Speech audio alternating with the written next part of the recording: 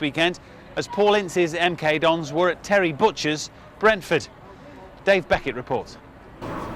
No one stood taller for his nation than Terry Butcher, for a decade the epitome of commitment. He was delighted with this week's England performances, 2 wins to inspire the next generation.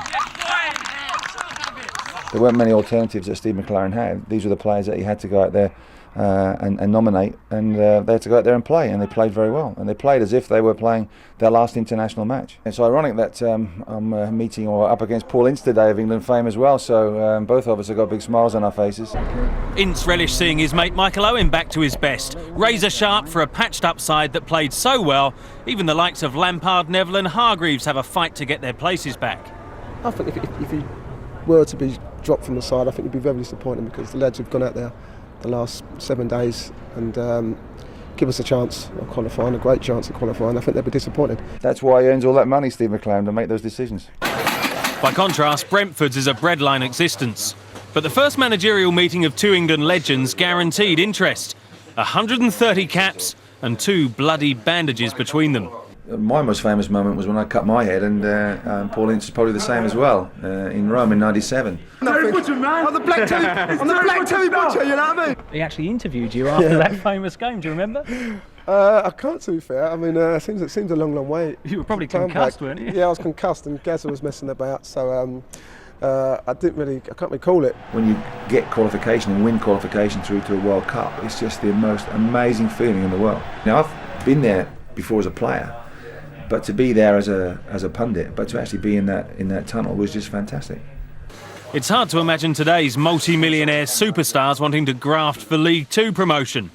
But it's tough to shake those competitive instincts. I enjoy it, you know, it's another side to being a manager is a footballer. And it's easy when you go out there, you've got the confidence in the world, because you know you're good at being a footballer. But when you become a manager, it's a little bit different, because, you know, I'm young, you know, and experienced, but I like it. I love the challenge. I think if you've got a love and a passion for the game, as Paul Ince and myself have, then you don't mind at what level you manage, where you manage, as long as you get the opportunity to try and put back into the game.